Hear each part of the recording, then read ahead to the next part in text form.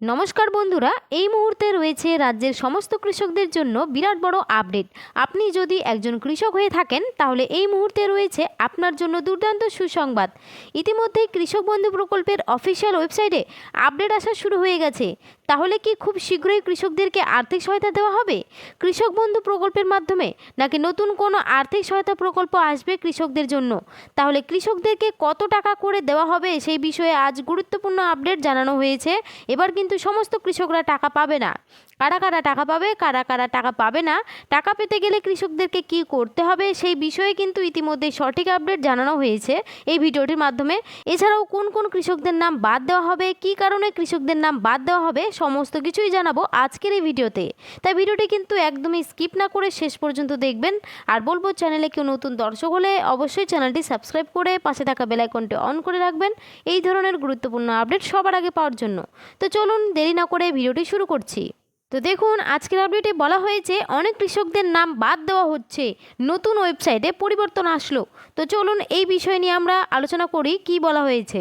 পশ্চিমবঙ্গে নতুন সরকার গঠনের পর থেকেই বিভিন্ন সরকারি প্রকল্প নিয়ে সাধারণ মানুষের মধ্যে নতুন করে আলোচনা শুরু হয়েছে। মুখ্যমন্ত্রী শুভেন্দু অধিকারীর দায়িত্ব গ্রহণের পর 11ই মে এক সরকারি সভায় জানিয়েছিলেন যে আগের সরকারের কোনো সামাজিক প্রকল্প বন্ধ করা হবে না, তবে প্রয়োজন অনুযায়ী প্রকল্পগুলির নাম পরিবর্তন করা হতে পারে এবং আর্থিক সহায়তার পরিমাণও বৃদ্ধি করা হতে পারে। সেই সঙ্গে বিভিন্ন সরকারি ওয়েবসাইটে পরিবর্তন ও আপডেটের কাজ শুরু হয়েছে।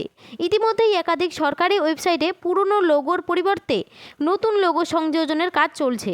কৃষক বন্ধু প্রকল্পের ওয়েবসাইটেও বেশ কিছু পরিবর্তন লক্ষ্য করা গেছে, যার ফলে কৃষকদের মধ্যেও নতুন আশার সঞ্চার হয়েছে। অন্যদিকে নতুন সরকার ইতিমধ্যেই বিধবা ভাতা, প্রতিবন্ধী ভাতা এবং বার্ধক্য ভাতার আর্থিক সহায়তার পরিমাণ 1000 টাকা থেকে বাড়িয়ে 2000 টাকার করার ঘোষণা করেছে।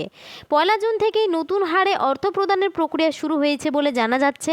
সূত্রের খবর, কৃষক বন্ধু প্রকল্পের অর্থ জুন মাস থেকেই প্রদান করা হতে পারে। সাধারণত খরিফ মরশুমের জন্য এপ্রিল থেকে সেপ্টেম্বরের মধ্যে প্রথম কিস্তির টাকা দেওয়া হয়ে থাকে। এছাড়া জানা যাচ্ছে কৃষক বন্ধু প্রকল্পের পুরনো উপভোক্তাদের তথ্য ব্যবহার করেই নতুনভাবে অর্থ প্রদান করা হতে পারে। ফলে পুরনো উপভোক্তাদের নতুন করে আবেদন করার প্রয়োজন নাও হতে পারে। তবে নতুন আবেদনকারীদের জন্য অনলাইন ও অফলাইন উভয়ই ব্যবস্থাই চালু রাখা হতে পারে। খুব শীঘ্রই সরকারি ওয়েবসাইটে নতুন আবেদন গ্রহণের সুবিধা যুক্ত হওয়ার সম্ভাবনার কথাও শোনা যাচ্ছে। তবে অন্নপূর্ণা ভাণ্ডার প্রকল্পের ক্ষেত্রে প্রথমে পুরনো তথ্য ব্যবহার করে সুবিধা দেওয়ার কথা বলা হলেও পরবর্তীতে নতুন করে তথ্য যাচাই ও আবেদন প্রক্রিয়া শুরু হয়েছে।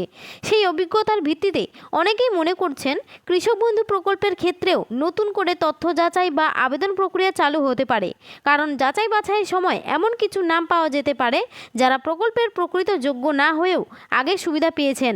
যদিও এ বিষয়ে এখনও পর্যন্ত কোনো সরকারি বিজ্ঞপ্তি প্রকাশিত হয়নি।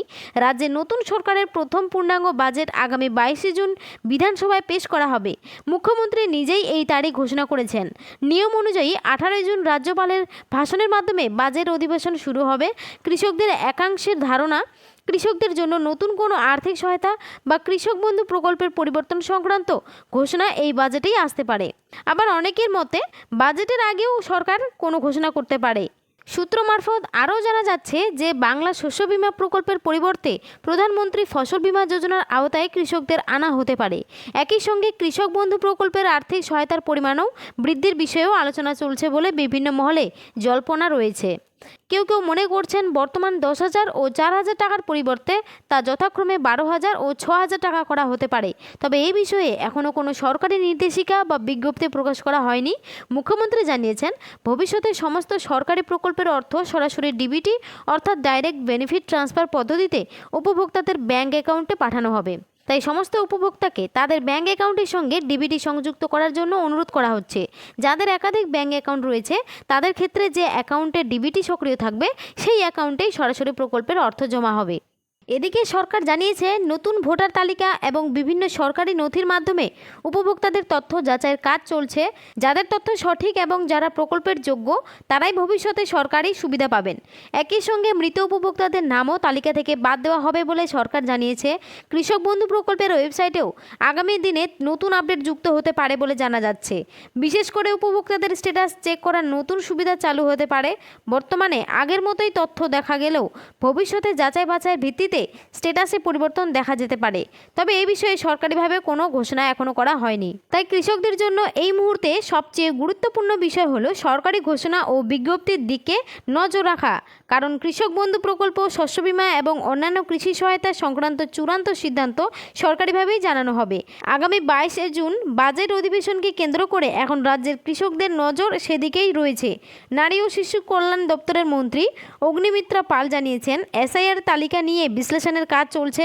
তবে যাদের নাম ট্রাইব্যুনালে রয়েছে এবং যারা সিএর জন্য আবেদন করেছেন তারাও সরকারি সুবিধা পাবেন বলে জানানো হয়েছে।